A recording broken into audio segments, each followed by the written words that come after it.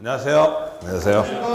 자, 오늘은 저번 시간에서 착오에 대한 얘기를 보셨죠? 201페이지. 자, 우리가 지금 배우고 있는 것은 의사표시의 하자에 대한 얘기를 배우고 있었어요. 그래서 저번 시간 동안 복습을 해보면 진이 아닌 의사표시는 효력이 있어요, 없어요? 진이 아닌 의사표시 효력이 있다, 없다? 있다. 농담도 효력이 있다. 진이 앞에 농담이잖아요. 효력이 있다. 그러나 상대방이 진이 아님을 알거나 알 수 있으면 무효다. 법조문 기억해야 되고. 그 다음에 108조 통정의 허위 표시는 뭐예요? 무효. 그렇죠? 기억해서라고 했어요. 진이 아닌 의사표시는 효력이 있는데 상대방이 알거나 알 수 있으면 무효다 돼 있고, 통정의 표시는 무효다라고 돼 있죠. 그 다음에 마찬가지, 둘 다 마찬가지인데 전항의 무효는 선의의 제3자에게 대항하지 못한다 라고 돼 있죠. 자, 오늘은 착오인데 109조 201페이지 1항 의사표시는 법률행위 내용에 뭐라고 돼 있어요? 중요 부분에 착오가 있는데 어떻게 할 수 있다? 취소할 수 있다. 그러나 착오가 표의자의 중대한 과실로 인한 때에는 취소하지 못한다. 2항 전항의 의사표시 취소는 선의의 제3자에게 대항하지 못한다고 되어 있죠. 자, 그러면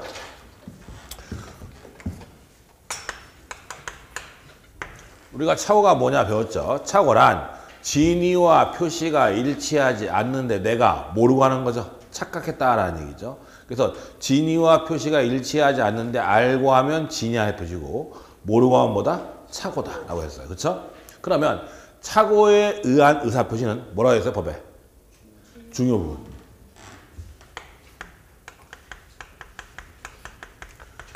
법률행위 내용에 뭐라고요? 중요 부분에 착오가 있으면 어떻게 할 수 있다?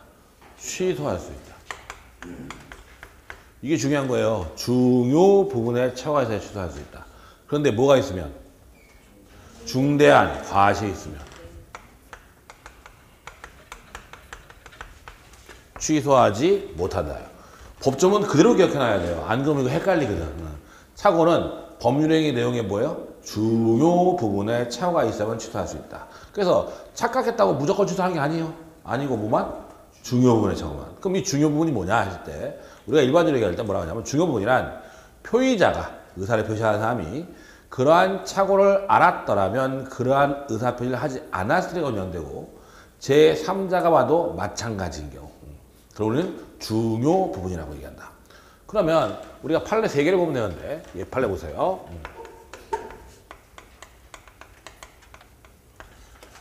을은 갑소의 고려청자를 샀어요.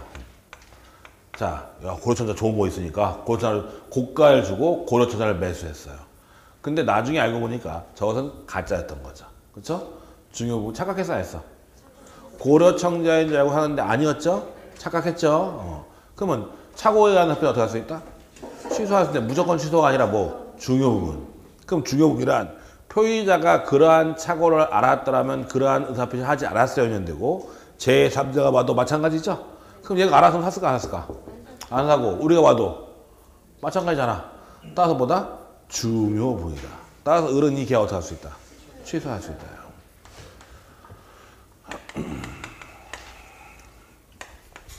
을은 직업 직당에서 공장을 경영하고 있었다. 공장을 경영하고 있었는데 공장이 너무 잘 돼서 공장을 확장하고 싶었다. 그래서 옆에 갑의 땅이 있으니까 공장을 확장하기 위해서 갑의 땅을 샀다. 근데 알고 보니까 저 땅은 건물을 지을 수 없는 땅이었더라 이거죠. 그렇죠? 자, 공장을 확장하려고 샀는데 알고 보니까 이 땅은 법적으로 공장을 지을 수 없는 땅이라 이거죠. 그렇죠? 그럼 착각했죠? 중요 부분이 아니야. 중요 부분이죠. 알았으면 알았을 거 아니야. 어떻게 할 수 있다? 취소할 수 있다.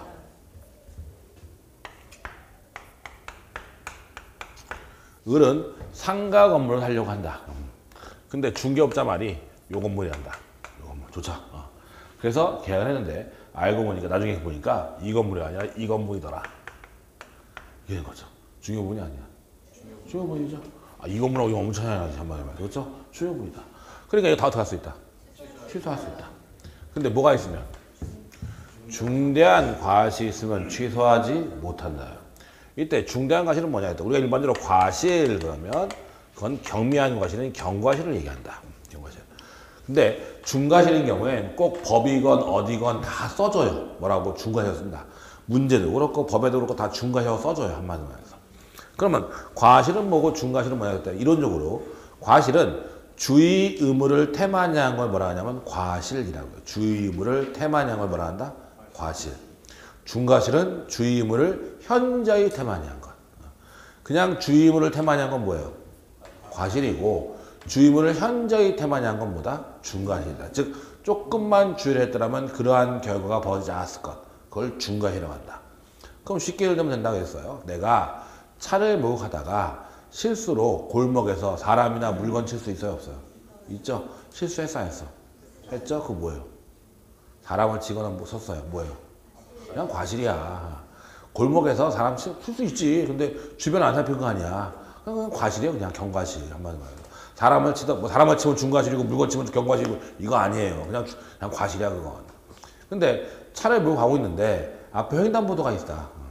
횡단보도 있는데 횡단보도에 사람 지나가는지 아니냐 보지도 않고 가다가 사람 쳤다. 뭐예요? 중과실이에요. 한마디로 말해서. 간단한 얘기죠. 한마디로 말해서. 그래서 주의 의무를 테마니 한 건 뭐예요?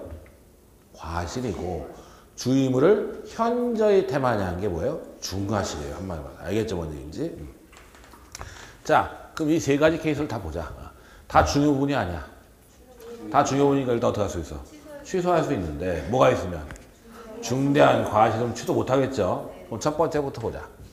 이거는 자기가 무슨 골동품 전문가라고 생각해요. 내가 딱 보니까 맞아. 그리고 전문적인 감정인의 감정도 거치지 않고 출처도 물어보지 않고 그냥 감정서만 믿고 사버린 거예요. 한마디로 말해서. 실수했어 안 했어? 실수했죠. 중과실이야 그냥 과실이야? 그냥 감정서만 믿고 샀어. 전부 감정 안 거치고. 실수했죠? 중과실 과실. 그냥 과실이야. 그러니까 어떻게 할 수 있다? 취소할 수 있다. 취소할 수 있지. 중과실은 취소 못하지. 그쵸? 우리가 다이아 반지 살 때게, 그쵸? 감정인 불러? 그거 아니잖아, 한마디로 말해서. 그쵸? 똑같은 개념이죠. 두 번째. 얘는 공장을 짓고 했는데, 알고 보니까 공장을 질 수 없는 땅이었다. 근데 문제는 뭐냐면, 얘가 담당 부서에 전화 한 통 해봤으면, 그냥 금방 알았어요, 한마디로 말해서. 근데 전화 한 통 안 해보고 샀다는 거죠, 한마디로 말해서. 질 수 있는 땅이 넘는 땅인지. 뭐예요? 중과실이다. 따라서 취소할 수 없다였어. 이 판례에서. 중요 부분은 맞다. 근데 중대한 과실이 있으니까 취소 못한다는 거예요. 한마디로 말해서. 세 번째 판례. 자, 중개업자 말이 이 건물이라고 하죠. 근데 나중에 보면 이 건물이었죠. 중요부분 맞죠? 실수했죠? 중과실이야 과실이야? 일반적으로 중개업자 말 믿어 안 믿어? 믿잖아.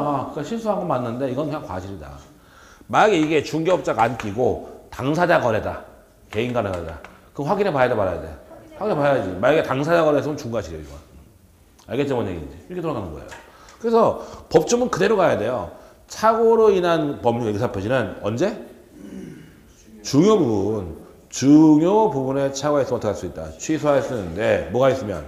중대한 과실이 있으면 취소하지 못한다. 그대로 가야 돼요. 자, 의의는 보면 되고 그 다음에 이번에 착오 유형이 나오는데 착오 유형은 세 가지가 있어요. 뭐가 있냐면 표시상의 착오가 있고 내용의 착오가 있고 동기의 착오가 있는데 착오 문제 거의 대부분 다 동기의 착오예요. 표시상의 착오는 뭐냐면 말 그대로 표시를 잘못했다. 10만 원이었어야 되는데 100만 원, 0 하나 더 붙이는 거죠. 한마디로 말해서. 10만 원이라고 써야 되는데 0 하나 더 붙여서 100만 원 써버린 거예요. 이걸 뭐라 한다? 표시상의 착오. 잘못 쓴 거죠. 한마디로 말해서. 그 다음에 내용의 착오는 이런 거죠. 홍콩 달러와 미국 달러는 가치가 같아요? 달라요? 다르죠. 근데 둘 다 달러니까 아 홍콩 달러나 미국 달러가 가치가 같구나 이렇게 생각하는 걸 뭐라 하냐면 내용의 착오라고 해요. 근데 가장 착오해서 문제는 건 동기의 착오인데 동기의 착오는 뭐냐면 이런 거죠. 의리 들어보니까 갑당 근처에 지하철역이 생긴대요. 지하철역이 생겨서 땅값이 무지하게 오를 거래. 한마디로 말해서 좋아질 거래. 어떻게? 빨리 사야지. 그쵸? 지하철 산다고 해서 샀다. 했죠? 산 나중에 발표했다. 쓰레기 소각장. 뭐 한다고 처음에? 지하철역인 줄 알고 샀더니 알고 보니까 나중에 뭐가 생겼어? 쓰레기 소각장이 생겨서 지하철역 안 생기고 한마디로 말해서. 땅값 뚝 떨어졌다. 한마디로 말해서. 그쵸? 그러면 법률행위 내용. 얘가 뭐 표시를 잘못한 거 아니죠? 그 다음에 뭐 이 매매계약의 내용을 잘못 이해한 게 아니잖아. 그쵸? 매매계약 내용 잘못 이해한 게 아니고 뭘 잘못한 거야? 사게 된 원인. 그쵸? 뭐가? 동기의 착오다. 근데 우리 법에 보면 103조도 그렇고 즉 반사회적 법률행위도 그렇고 지금 이 동기의 착오도 마찬가지, 이 착오도 마찬가지인데 법률행위 내용의 중요 분야로 되어 있어요. 근데 동기라는 것은 법률행위예요, 아니에요? 내용이 아니야. 아니라고 했죠. 머릿속에 생각에 불과하다. 그래서 동기는 머릿속에 생각에 불과하지 법률행위 내용이 아니다. 따라서 마찬가지로 동기의 착오도 착오 문제가 아니에요, 원래. 착오 문제가 될 수가 없어요. 그러니까 동기의 착오했다고 취소할 수 있는 건 아니다요. 그러니까 마찬가지 해 때문에 땅값 푹 떨어졌어. 그쵸? 중요한 볼 여지가 있기는. 근데 이거 동기의 착오는 착오 문제가 아니야, 아예. 원래. 착오 문제가 원래 아니야, 아예. 아무리 착각했다 하더라도 착오 문제가 아니라고 법률행위 내용이니까 한마디 말해서.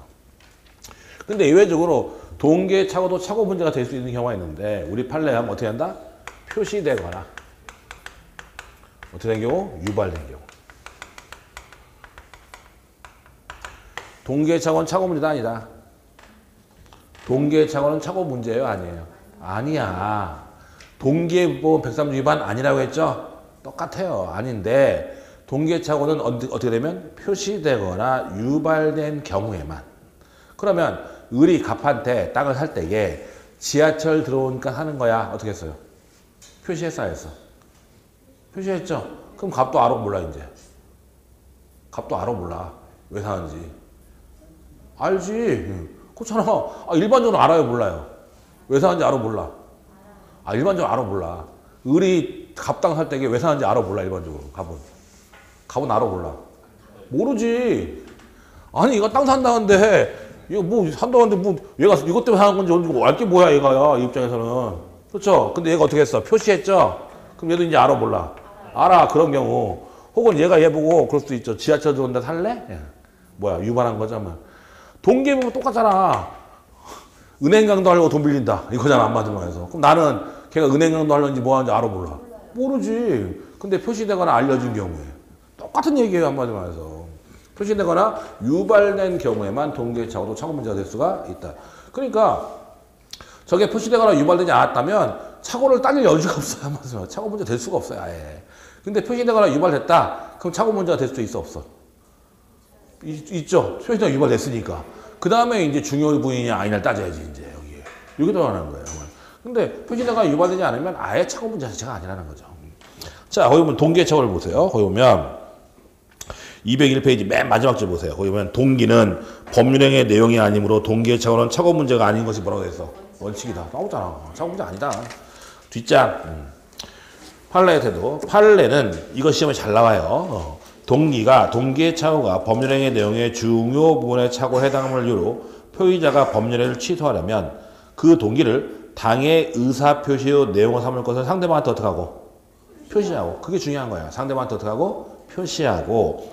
의사표시 해석상 법률행위의 내용으로 되어 있다고 인정되면 충분하고, 그 다음 얘기.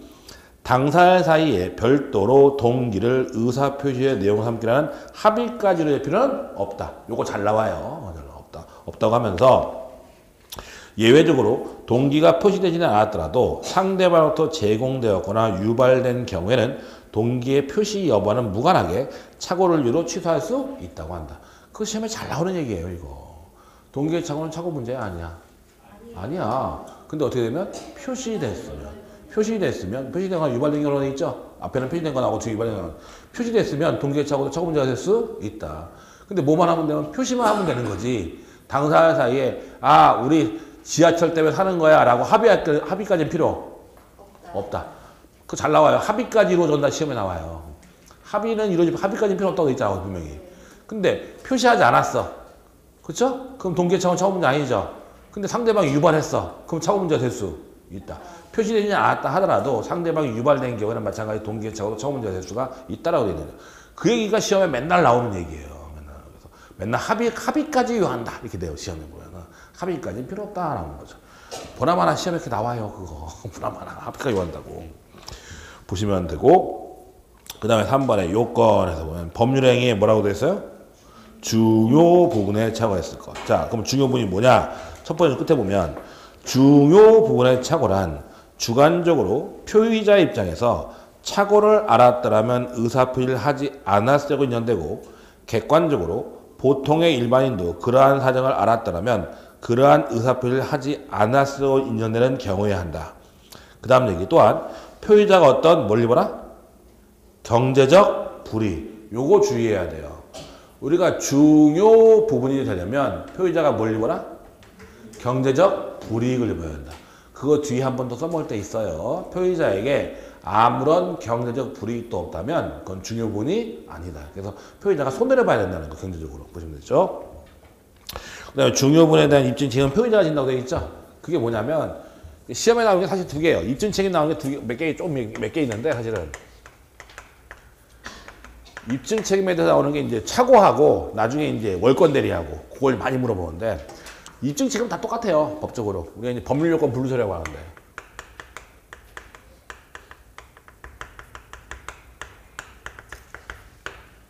입증책임은 원래 민사소송에서 법률요건 분류서류는 학설이에요. 그래서 이게 어떻게 되냐면 본문, 이렇게 생각하면 돼요. 본문은 그걸 주장하는 자. 본문은 누가?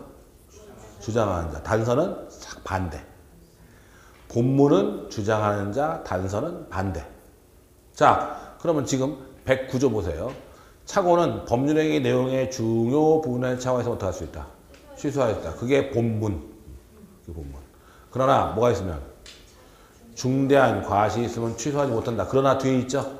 그게 단서. 그래서 본문과 단서예요. 그래서 본문은 그걸 어떻게 하는 사람? 주장하는 자가 입증해야 되고 단서는 그 반대가 되는 거예요. 그럼 보세요. 그러면 중요 부분은 누가 입증해야 돼? 표의자가 입증해야 돼? 상대방이 입증해야 돼? 표의자. 취소를 주장하는 사람이 누구겠어요? 표의자지. 그쵸? 그러니까 이 케이스에 보면 을은 뭘 입증하면 중요 부분이라는 것만 입증하면 돼요. 땅 샀잖아. 근데 알고 보니까 땅 건물수 없는 땅이잖아요. 그럼 을은 중요 부분이라고 입증하면 얘는 어떻게 할 수 있어요? 취소할 수 있어. 그럼 막아야겠지 얘는. 그럼 얘는 뭘 입증해야 돼? 중대한 과실. 그러니까 중요 부분은 을이 입증하고 중대한 과실은 갑이 입증하는 거예요. 한마디로 말해서. 알겠죠? 뭐니? 그래서 다 똑같아요. 우리 법은. 본문은 그걸 주장하는 자, 단서는 반대. 이렇게 되는 거예요. 한마디로 말해서. 그래서 법조문만 딱 기억해 놓으면 절대로 틀 일이 없다는 것이 이게. 한마디로 말해서. 중요 부분에 차후해서 어떻게 할 수 있다? 취소할 수 있다. 그러니까 중요 부분이 본문에 있으니까 주장하는 자가 표의자지 뭘 한마디로 말해서. 보시면 되는 거죠. 그 다음에 옆 밑에 이제 판례들이 쭉 나오는데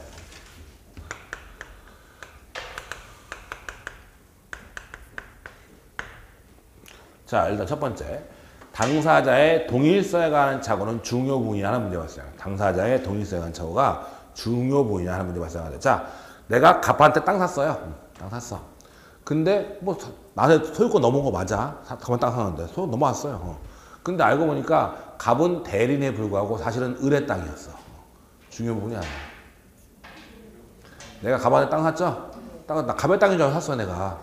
근데 알고 보니까 갑은 나중에 보니까 갑은 대리인이고 본인은 따로 있었던 거야. 한번 주인은. 그쵸? 땅은 갖긴 살았어요. 중요 부분이 아니야. 아니지. 대리고 뭐가 상관없지. 매매에서 중요한 건 뭐예요? 주인이 중요해? 물건이 중요해? 물건이 중요하지. 주인이 뭔 상관이야. 편의점에서 우유 하나 사 먹었어요. 주인인 줄 알았더니 알바생이야. 문제 있어? 상관없잖아. 내가 소유권만 주택하면 되는 거지 뭐.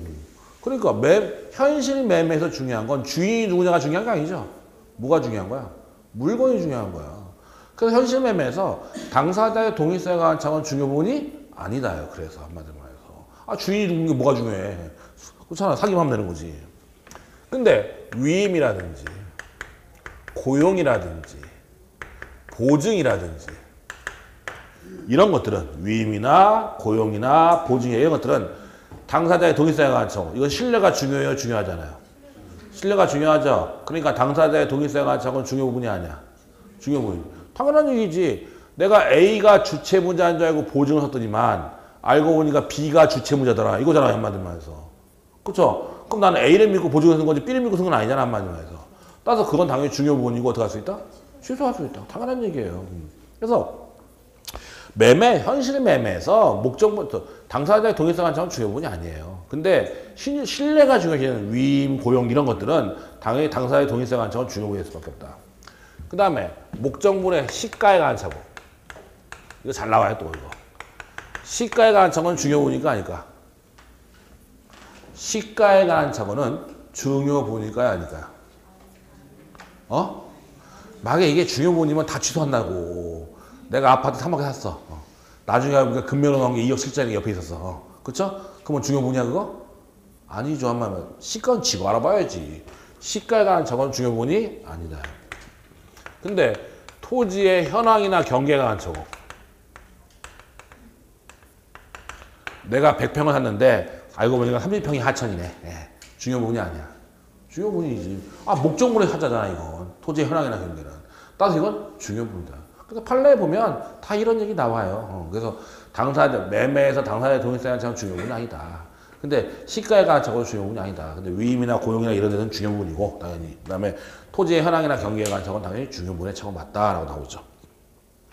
그래서 밑에 보면 나오는 얘기가 그런 얘기고 보시면 되고. 거기 203페이지에 3번 보세요. 203 판례에 3번 보면 목적물의 시가 및 수량에 관한 착오가 나와 있죠. 그러면 1번 부동산 매매에서 시가에 관한 착오는 부동산을 매매하려는 의사를 결정하면서 동기의 착오에 불과할 뿐 법률행위의 중요분에 관한 착오라 할 수가 없다. 중요분 아니다 한마디로 말해서 푸시했던 것들은 보시면 되고. 그 다음에 4번 토지의 현황이나 경계에 관한 착오 일반적으로 중요분에 관한 착오로 인정된다고 되어 있죠. 거기 보면 매매 목적물 1800평을 경작이 가능한 농지로 알고 매수했는데 그중 1355평이 하천 부지래요. 당연히 중요분이지 보시면 되죠. 그 다음에 답이 논이죠. 1389평을 전부 경착할 수 있는 농지로 알고 매수했는데 600평이 뭐야? 그 600평 이루고 있는 거에 중요분이 저거다 보시면 되죠. 그런 거 보시면 되고. 그 다음에 나머지는 별로 신경 쓸 거 없고. 그 다음에 뒤로 넘어가서 보면 7번에 보면 법률행위 목적물이 누구에게 속하느냐는 중요분의 착오가 아니다. 아까 얘기했죠. 그래서 현실 매매에서 중요한 건 뭐예요? 물건이 중요해, 주인이 중요해. 물건이 중요하니까 당사자의 동의성에 관한 착오는 중요분이 아니다라고 되어 있는 거죠. 보시면 되고. 그 다음에 가로 2번 맨 밑에 뭐가 없어야 된다? 중대한 과실이 없어야 된다. 나오죠? 두 번째 줄 끝에 여기서 중대한 과실이라 함은 표의자의 직업, 행위의 종류, 목적 등에 비추어 보통 요구되는 주의를 어떻게 한 거? 현저히 결여한 거.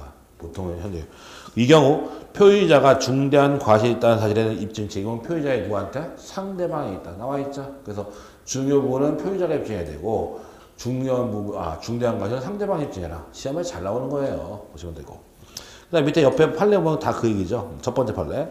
매출액 및 종업원의 수가 증감에 따라 그 공장이 협소하게 되어 새로운 공장을 설립할 목적으로 이 사건 토지를 매수하게 된 것이므로 원고로서는 먼저 위 토지상의 원고가 설립하고자 하는 공장을 건축할 수 있는 여부를 관할관청에 알아보아야 할 주의무가 있고 또 이와 같이 알아보았다면 위 토지상의 원고가 의도한 공장의 건축이 불가능함을 쉽게 알 수 있다고 보이므로 원고가 이러한 주의무를 다하지 아니한 채 이 사건 매매 계획을 체결한 것에는 뭐라고 되어 있어요?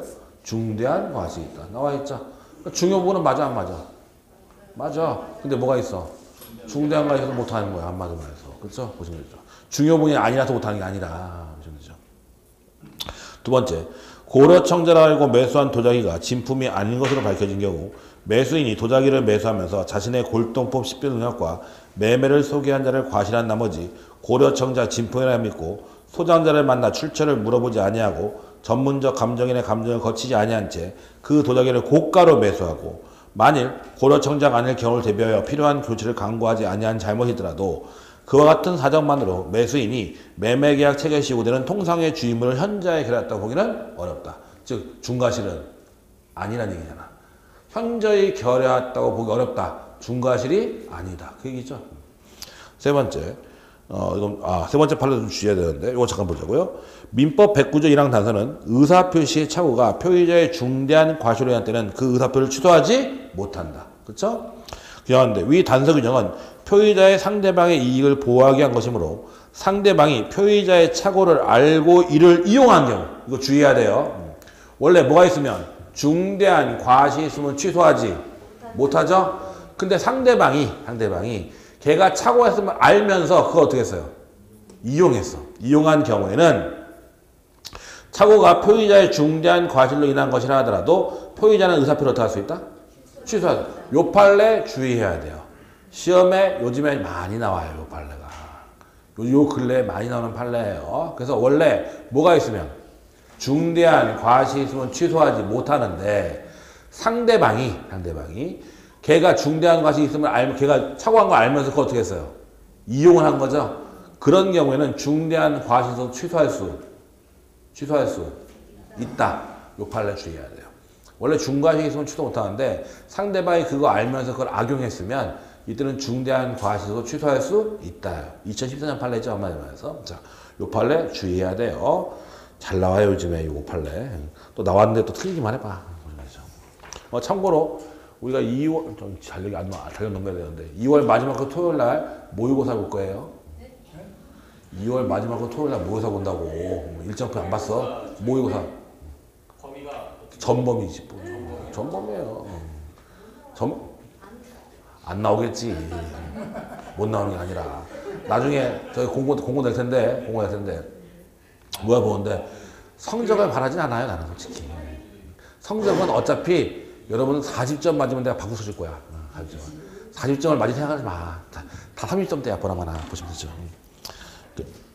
이거 분명히 낸다, 나 얘기했어, 분명히 낸다고. 틀리는 거 잡아낼 거야, 아주. 보시면 되는 거죠. 보시면 되고, 그 다음에 효과는 취소할 수 있다 보시면 되고, 그 다음에 다른 제도와 관계 나오는데 그건 별로 볼 필요 없고, 지금은 볼 필요 없어요. 그 다음에 뒤로 넘어가서 사기, 강박의 납부시. 자, 2월 달부터는 한 달에 한 번씩 모의사 볼 거예요. 근데 점수에 영향하지 마세요. 점수는 아무 의미가 없어. 모의사 보는 이유는 딱 하나. 시간이 얼마나 모자란지 한번 체험을 해봐야 돼.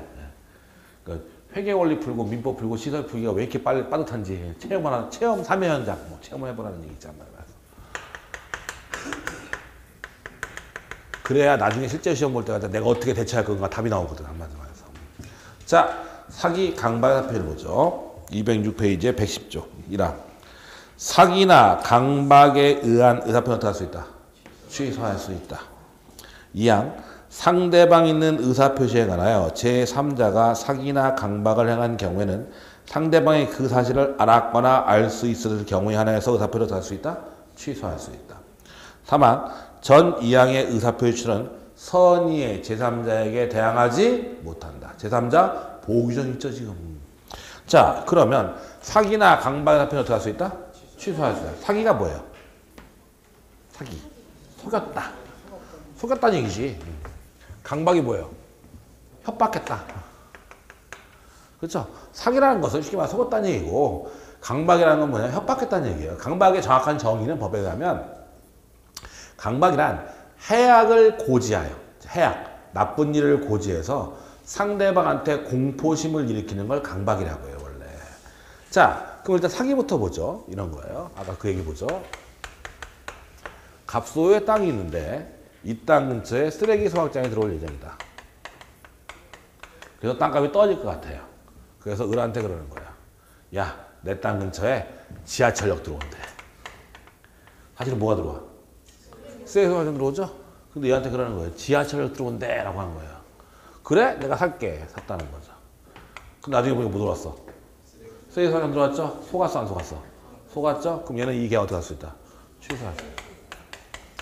사기에 의한 합의는 어떻게 할 수 있다? 취소할 수 있다니까. 알겠죠? 뭔 얘기인지. 자, 근데 여기 주의해야 되는 게 첫째, 사기가 되려면 첫째는 뭐 이단의 고의가 있어야 된다고 하는데 제일 중요한 게 뭐야? 사기의 고의가 있어야 돼. 뭐가 있어야 된다? 사기의 고의가 있어야 된다. 사기의 고의가 있고 그로 인해서 상대방이 착오에 빠지게 하는 고의가 있어야 이렇게 하는데 필요 없고 뭐가 있어야 된다? 사기의 고의가 있어야 된다. 따라서 과실 사기는 존재하지 않는다예요. 즉 다시 말해서 갑은 쓰레기 소각장 들어온지 알아 몰라? 갑 쓰레기 소각장 알아 몰라? 알면서 얘기한 거잖아. 그러면 상대방을 속이려는 고의가 있어요 없어요? 있지. 그러니까 저건 사기라는 거죠. 근데 갑도 쓰레기 소각장 들어온지 몰랐어요. 몰랐어 나도. 그런데 자기도 지하철 들어온 줄 알았어. 그래서 을 보고 지하철 들어온대 라고 얘기했던 거예요. 한마디로 말해서. 사기야 아니야? 갑은 고의 있어 없어? 없고 쟤도 실수한 거지. 그건 사기가 아니다예요. 한마디로 말해서. 사기가 되려면 반드시 사기에 뭐가 있어야 돼? 고의가 있어야 되지 과실 사기는 존재하지 않는다예요. 자, 그럼 보세요. 지금 다시 한번 보세요. 그럼 만약 갑이 쓰레기 야치장 들어온지 몰랐어요. 모르고 을한테 저기 지하철역 얘기했단 말이에요. 그럼 사기야 아니야? 아니죠. 그러면 을은 사기를 이유로 저 계약을 취소할 수는 없을 거예요. 대신 뭐가 돼? 아까 봤잖아. 유발제 왜 샀어? 지하철 때문에. 동계착오지. 동계착오는 착오 문제야 아니야? 아니야. 근데 어떻게 되면 표시되거나 유발된 경우 그거 어떻게 된 거야? 유발됐잖아 지금. 갑이 얘기했잖아. 그럼 유발된 거 아니야. 그러니까 이 경우 을은 사기를 이유로 취소할 수는 없지만 뭘 이유로? 착오를 이유로 취소할 수 있을 거예요. 유발된 동계착오니까. 뭔 얘기인지 알겠죠 지금 얘기가 돌아가는 게. 그럼 만약 갑이 지하철역 세게 하차장 들어오는지 알면서 지하철이라고 얘기했어요. 그쵸? 그럼 사기의 고의가 있어 없어? 있어. 그럼 을은 사기를 이유로 취소할 수 있고 또 을은 뭐예요? 동계착오야 아니야? 동계착오니까 동계착오를 이유로 취소할 여지도 있다. 두 개 다 가능해요. 근데 문제는 뭐냐? 이거죠. 세수 확장에 들어왔어요. 들어왔는데 이게 친환경이야. 친환경에서 오히려 땅값은 올랐어. 땅값은 올랐어. 그쵸? 그럼 자, 일단 동계착오는 착오 문제야 아니야? 동계착오는 착오 문제야 아니다? 아니다. 근데 유발됐으면 동계착오도 착오 문제가 될 수 있죠? 그럼 착오 문제 됐죠 일단? 근데 동계착오를 이루어 취소하려면 뭐가 돼야 되냐면 중요분의 처가 있어야 되는데 아까 얘기했지만 중요분이라면 뭐라고 했어 마지막에? 경제적 불이익을 입어라. 그쵸? 그러면 을은 땅값이 오히려 올랐다면 을은 착오를 이루어 취소할 수는 없게 돼버리지. 동계착오가 착오 문제가 됐긴 했지만 중요분이 아니거든. 뭔 얘기인지 알겠죠 지금? 중요분이 되려면 경제적 뭘 입어라? 불이익을 입으라고 했는데 경제 불이익이 없잖아. 그러니까 그렇게 돼버리면 을은 착오를 이루어 취소할 수는 없어. 저걸. 대신 갑은 속여서 안 속였어. 속였으니까 사기를 이루어 취소할 수는 있어요. 사기는 경제적 불이익은 필요 없거든. 알겠어요? 뭔 얘기인지? 알겠어? 모르겠어? 표정 왜 저래 근데? 뭐 왜 멍한 표정을 붙이고 있어? 자, 사기는 반드시 뭐가 있어야 돼? 사기에 고의가 있어야 돼. 사기에 고의가 없으면 사기가 아니에요. 알겠죠? 뭔 얘기인지? 그래서 과실 사기는 존재하지 않는다라는 거죠. 그래 만약에 그냥 갑과 뭐 세게 사왔자 이런 얘기 없이 샀어. 그럼 착오도 안 되고 사기도 안 되겠죠 그러면? 얘가 그냥 샀어 딱 이건 모르고 얘기도 안 했어. 그럼 착오도 될 수가 없어요. 유발된 게 아니기 때문에. 표시되거나 어떻게 돼야 돼? 유발돼야 되니까. 아무튼 제일 중요한 건 뭐가 있어야 된다? 사기의 고의가 있어야 된다. 두 번째는 기망행위가 있어야 돼요. 기망행위란 상대방을 어떻게 하는 거? 속이는 행위를 해요. 상대방을 속이는 행위가 있어요. 기망행위가 있어야 된다. 근데 이때 기망행위는 적극적이건 소극적이건 묻지 않는다. 이때 기망행위는 적적 기망이건 소극적 기망이건 상관없다. 한마디로 말해서. 자, 그러면 지금 이 케이스에 보면 갑은 쓰레기 소각장 들어온 줄 알면서 얘기했죠? 얘기했잖아. 적극적으로 속인 거죠. 한마디로 말해서. 근데 소극적 기망은 뭐냐면 대표님 판례 그거죠. 자, 얘는 했었어요. A라는 아파트 건설회사가 있다. 그래서 아파트를 분양하는데 아파트 분양지 예정지 근처에 쓰레기 소각장이 들어올 예정이었다. 근데 이 분양회사는 그 사실을 숨기고 아파트 분양 계약을 체결해서 갑을명은 그런 사실을 모르고 계약을 했다. 이 바로 얘기했었죠. 그러면 이 아파트 분양회사는 쓰레기 소각장 들어오는 줄 알고 있었죠? 몰랐으면 상관없고 몰랐으면 사기가 아니니까 알면서 얘기 안 했죠. 한마디로 해서. 그럼 고객을 속이려는 고의가 있어요 없어요? 있죠. 두 번째 기망행위가 있어야 된다고 했죠.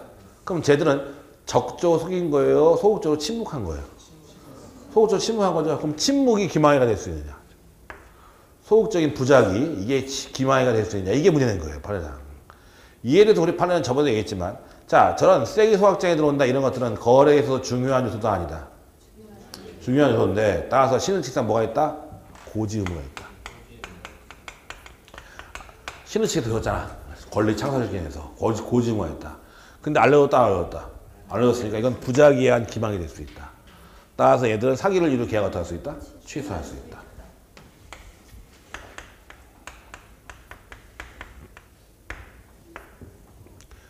셋째는 뭐예요? 위법성이에요. 사기가 되려면 이거 다 갖춰야 된다고 한마디로 말해서 요건이니까 위법해야 된다. 이때 위법성을 어떻게 판단하면 사회 통념에 의한다. 어떻게 한다? 사회 통념. 그게 위법하냐 아니는 사회 통념에 의해서 판단한다라는 거예요. 한마디로 말해서. 자, 그럼 또 이건 또 뭔 소리냐? 이런 거예요. 사회 통념한다는 얘기는 이런 거죠. 자, 생각을 해보자. 대표적인 사례가 그거죠. 백화점 세일. A라는 백화점이 있다. 백화점이 있는데 세일 기간이 되더라. 근데 그 물건의 정가는 10,000원이었다 원래. 10,000원이었는데 이 백화점이 세일 기간 어떻게 되냐? 10,000원짜리 정가표를 다 띄고 정가 20,000원이라고 썼다. 그래놓고서 X 표시 크게 하고 50% 폭탄 세일 10,000원이라고 한 거다. 이렇게 된 거죠. 이게 그 유명한 백화점 변칙 세일 사건이다. 결국 백화점 10,000원짜리 물건을 얼마에 판 거야? 10,000원에 팔았는데 세일한 것처럼 한 것처럼 말해서 이렇게 된 거죠. 자, 이게 백화점 변칙 세일. 자, 그럼 이거 보자. 지금 백화점은 고객을 속이려는 고의가 있어요, 없어요? 있죠. 그 다음에 기망이 있어, 없어? 있죠. 적극적인 기망이 있었죠. 그 다음에 세 번째가 뭐예요? 위법해라. 그러면 사회 통념상 일반적인 상식에 맞춰봤을 때 백화점의 저런 행위는 위법해요, 위법하잖아요. 위법하죠. 백화점은 신뢰가 있어요, 없어요? 있는데 그 신뢰를 악용해서 뭐 고객에게 피해를 입힌 거야 지금 이거. 그러니까 이건 당연히 사회 통념상 위법하다고 볼 수밖에 없다. 따라서 고객들은 저 계약 어떻게 할 수 있다? 취소할 수 있다. 근데 만약 똑같은 짓을 노점상이 했다고 생각해보자. 백화점에 노점상이 정가 띄고 뭐 했다는 거 생각해보자. 그럼 그걸 위법하다고 할 수 있겠느냐 하는 문제가 발생한다는 거죠. 그러면 백화점은 공신력, 신뢰가 있어요, 없어요? 있지만 노점상은 없잖아. 불응의 값인데 뭐 어차피. 따라서 똑같은 짓을 해도 백화점에 했으면 위법한 거고, 그쵸? 노점상에 했으면 위법하다고 보기 어렵다라는 거예요. 사회 통념에서 판단한다. 그런 얘기예요. 알겠죠? 뭔 얘기인지? 그 다음에 항상 문제는 게 그걸 하겠죠? 과장 광고. 항상 우리가 문제는 게 과장 광고예요. 근데 사실 광고라는 것은 원래부터 좀 과장이 있어요, 없어요? 있어요. 원래부터 과장이 있는 거예요. 그래서 우리 판례 보면 그런 것도 있는데 뭐 하냐면 우리가 아침에 보면 신문 간지를 보자. 신문 간지에 보면 항상 나오는 상가 분양 광고가 있다. 상가 분양 광고 보면은 항상 똑같다. 레파토리. 지하철역에서 10분 거리. 그렇죠? 유동인구 엄청 많은. 임대 확정. 분양 뭐 책임 보자. 책임 뭐 분양제. 임대 수익률 보장 꼭 나온다고요. 이야, 환상적인 문구가 많죠. 한마디로 말해서. 이거 되게 좋은 데야. 나 계약해야지. 계약했다. 근데 맨날 하는 얘기. 지하철 10분 거리라고 하는데 헬기 타고 10분이고. 그렇죠? 유동인구 많다고 하는데 아무도 안 다니고. 입점 확정이라는 나밖에 없고. 그렇다는 거죠. 그럼 이거 사기냐 하는 문제 발생한다. 이거 사기다 아니다? 아니다. 광고라는 것은 어느 처음부터 기망성 있게 말합니다. 저런 건 지가 확인해 봐야 되는 것이지 저 광고에 대해서 광고가 위법하다고 사기라고 보기는 어렵다라는 거죠. 근데 맨날 하는 얘기지만 TV 보다 보면 그쵸? 전지현이 뭐 김희선이 이런 애들 나온다. 그쵸? 이쁜 애들 나와서 화장품 바른다. 어떻게 된다? 광이 난다 뒤에서. 그쵸? 후광이 쫙쫙 핀다. 그쵸? 내가 바르면 광 나 안 나? 안 나지. 그쵸? 안 나. 사기야? 그건 아니라는 거죠. 그렇다고 사기는 아니죠. 그쵸? 맨날 송중기가 수트 입었다. 멋있어 안 멋있어? 송중기가 수트 입었어. 멋있어 안 멋있어? 멋있어. 내가 수트 입어. 안 들어가 일단. 그렇죠? 사기야? 그건 아니라는 거죠. 걔는 군복을 입어도 멋있더라. 그렇죠? 나는 군복 입으면 굳이 그래야 안 돼. 아무튼 그렇다는 거죠. 그러니까 그건 사기가 아니라는 거죠. 광고라는 것은 처음부터는 기망성 있게 말하기 때문에 그걸 위협하다고 할 수는 없다라는 거예요. 알겠죠? 뭔 얘기인지? 이게 사기예요. 그다음에 강박. 강박은 뭐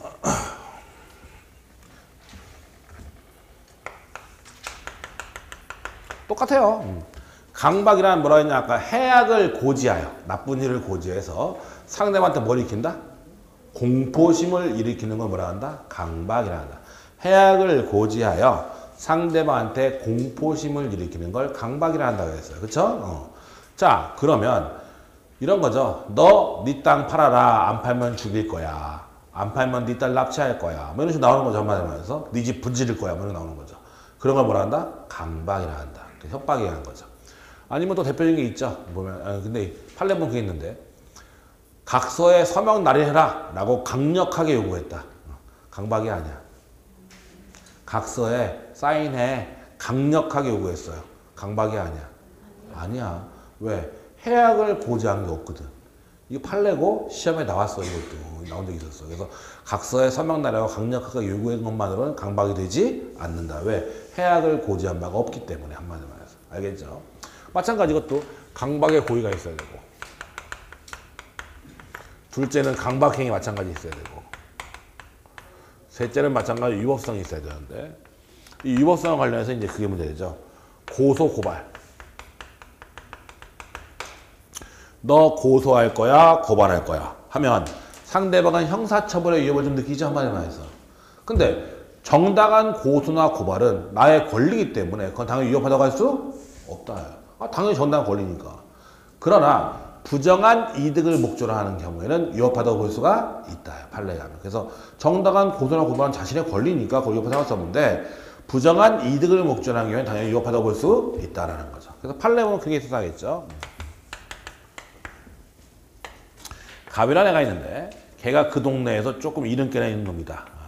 근데 얘가 A라는 유부녀하고 간통을 했다. 이제 그 당시에 이제 간통죄가 있을 때였는데 간통을 하니까 남편 을이 쫓아와서 너 고소할 거야 했다는 거죠.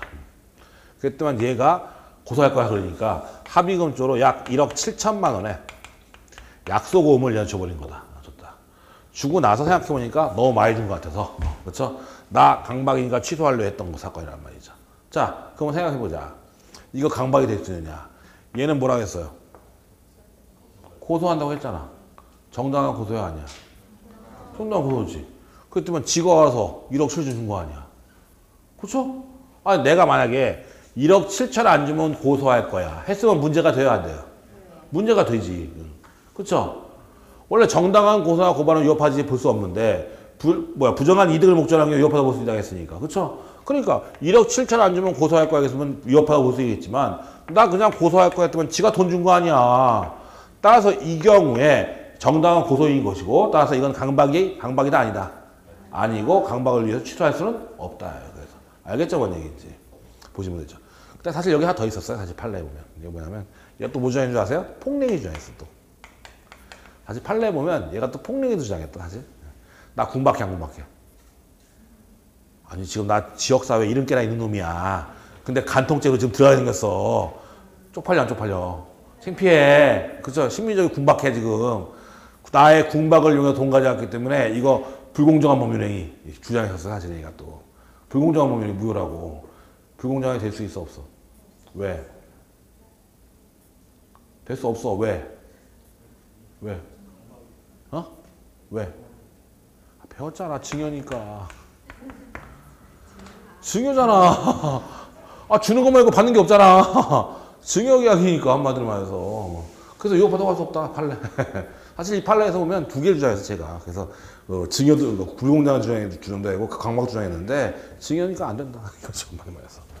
배웠잖아 이거. 증여는 불공정성을 논할 수 있는 행위가 아니다. 배웠잖아요.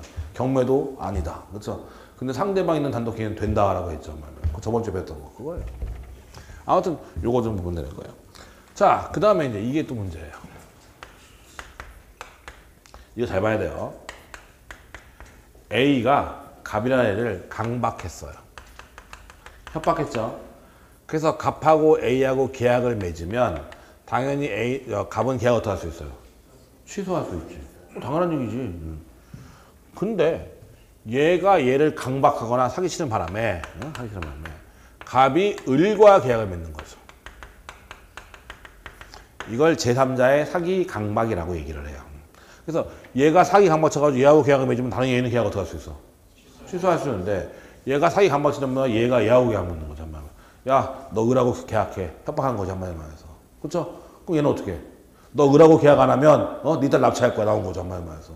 그럼 걔 누구하고 계약해? 나하고 아니라 을하고 계약하지. 이렇게 되는 거야 한마디로 해서. 땅 팔았어. 그러면 얘는 이 계약을 사기나 강박을 위한 범위는 어떻게 할 수 있다?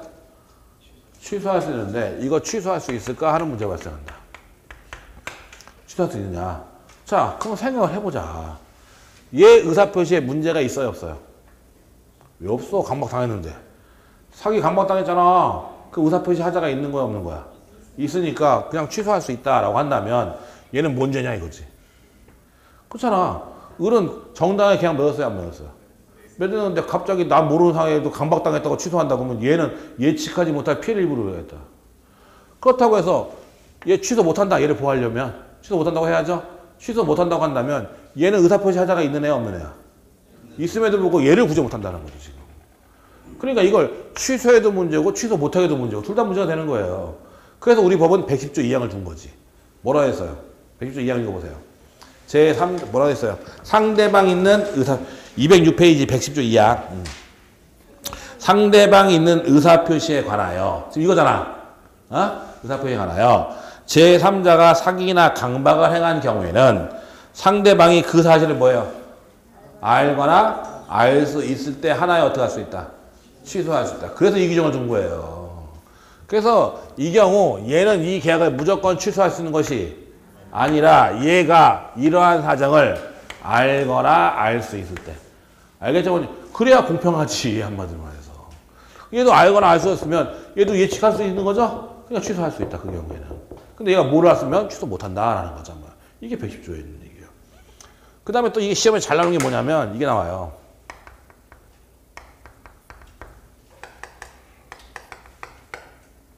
본인이 사기 강박 쳤어요. 뭐 대리인이 사기 강박 쳤다고 나오기도 하고 강박했어요. 그래서 얘하고 계약했어요.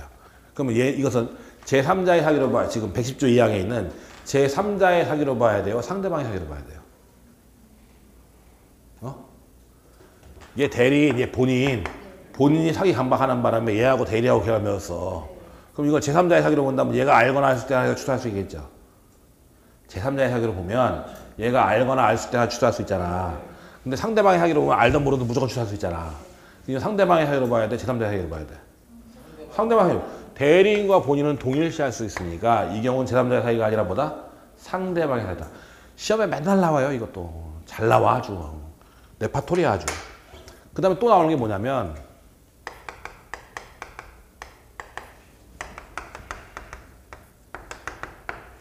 종업원이 사기쳤어요. 종업원이 사기쳐가지고 사장님하고 계약 맺었어. 그럴 수 있잖아. 그럼 저걸 제3자의 사기로 봐야 되냐 상대방의 사기로 봐야 되냐 하는 문제가 발생한다. 이거 판례는 뭘로 보냐면 제3자의 사기로 봐요.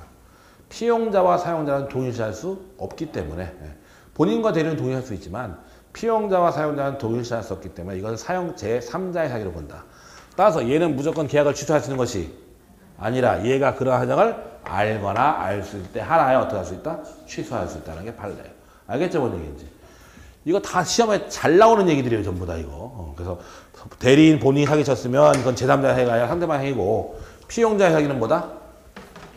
제3자의 사기다. 그거 기억해 놔야 돼요. 알겠죠? 뭔 얘기인지. 자, 그 다음에 여기 보세요. 다시. 또 잘 나오는 문장 뭐냐. 자, 이 사례를 생각해 보세요. 이 사례를. 자, 지금 얘가 사기쳤죠? 사기쳐서 분양계약했죠?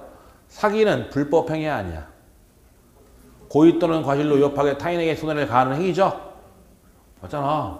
그러면 얘는 얘를 상대로 불법 행위로 인한 손해배상도 청구할 수 있어요? 없어요? 있지. 그럼 불법 행위로 인한 손해배상을 청구하기 위해서는 계약을 취소해야만 청구할 수 있느냐 하는 문제가 발생한다.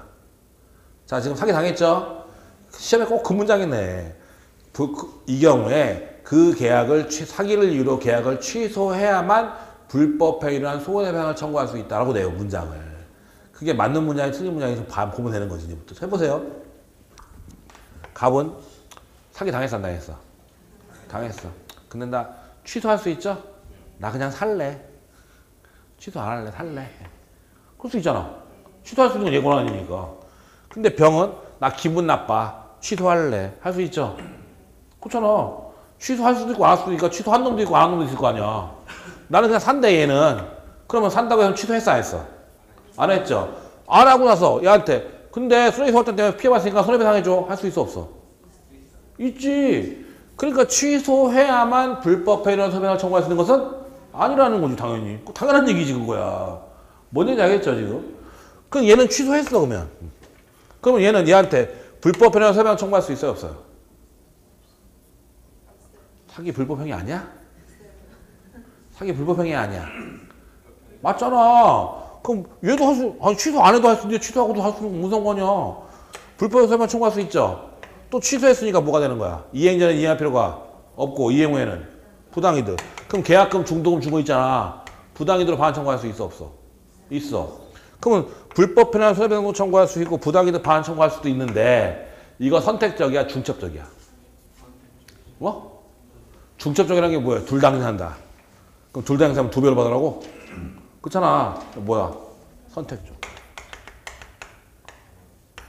간단한 얘기예요. 논리적으로 간단한 얘기지. 뭐 취소할 수도 있고 취소 안 할 수도 있잖아. 그럼 취소 안 하고도 나는 손해본 거 있으면 손해배상 청구할 수 있어요, 없어요?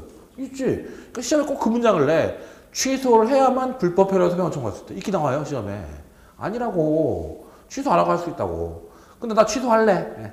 그럼 취소했으면 부당이득이죠? 부당이득 되고 불법행위로 손해배상 두 개 다 할 수 있죠?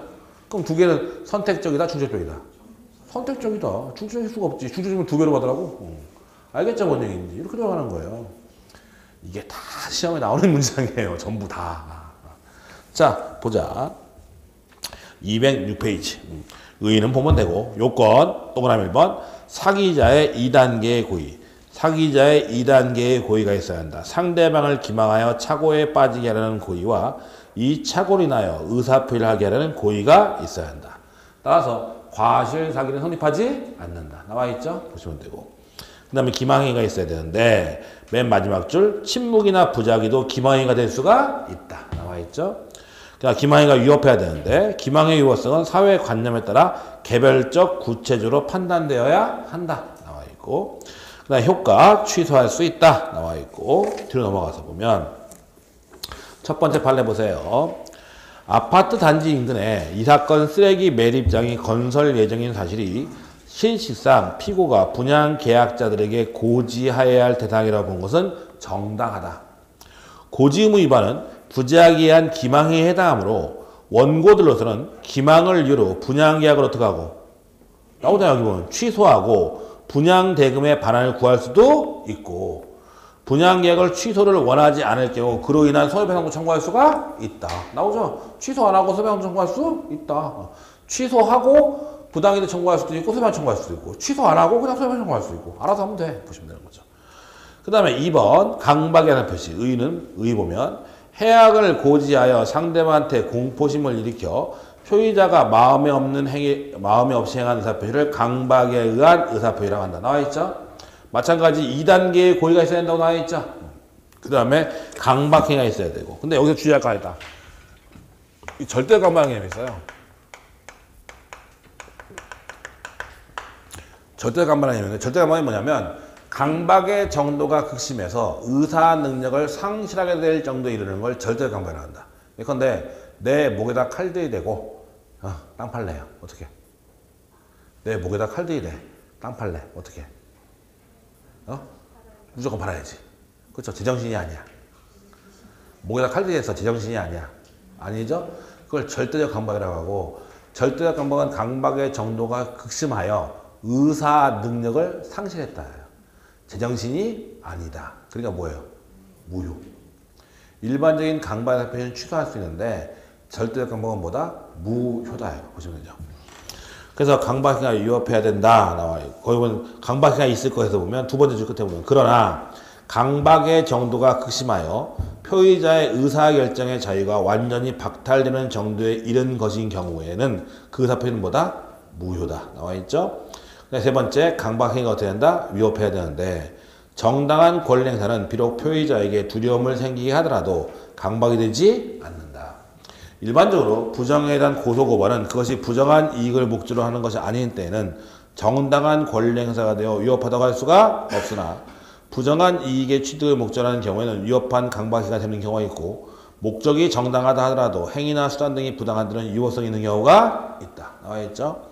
효과 취소할 수 있다. 나와 있죠? 첫 번째 판례가 얼마 전에 시험에 한번 나왔었는데 강박에 의한 의사표시를 하려면 상대방이 불법으로 어떤 해악을 고지함으로 말미암아 공포를 느끼고 의사표시를 한 것이 하므로 각서에 서명 날인할 것을 강력히 요구했다고 해요. 위협한 강박행위로 볼 수가 없다. 그렇죠? 서명 날인하라 강력하게 요구했다. 강박은 아니다라는 거죠. 보시면 되고.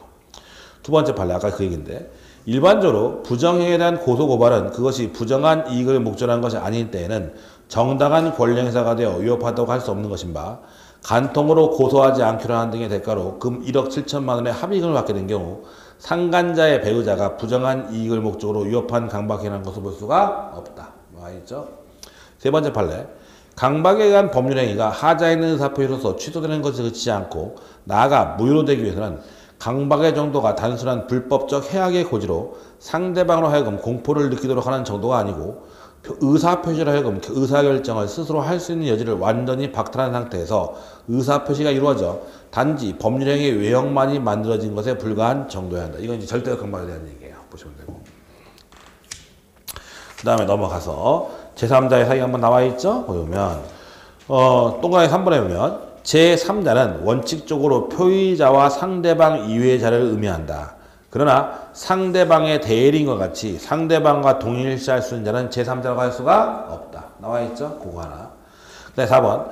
상대방의 피용자는 제3자에 해당하는가에 대해 판례는 의사표시의 상대방이 아닌 자로서 기망행위를 하였으나 민법 110조 2항에 정한 제3자에 해당되지 아니한다고 볼 수 있는 자란 그 의사표시에 관한 상대방의 대리인 등 상대방과 동일시할 수 있는 자만을 의미하고 단순히 상대방의 피용자이거나 상대방이 사용자 책임을 져야 할 관계에 있는 피용자에 지나지 않은 자는 상대방과 동일시할 수 없어 이 규정에서 말하는 제3자에 해당한다. 그래서 피용자의 사기는 뭐다? 제3자의 사기다. 알겠죠? 대리인 본인이 사기친 것은 상대방의 사기고. 알겠죠? 뭔 얘기인지? 그거 잘 기억하면 되고. 네, 불법 행위 관계 한번 읽어보면 되고. 다음에 잠깐 쉬었다가 그 다음 얘기를 보도록 하죠.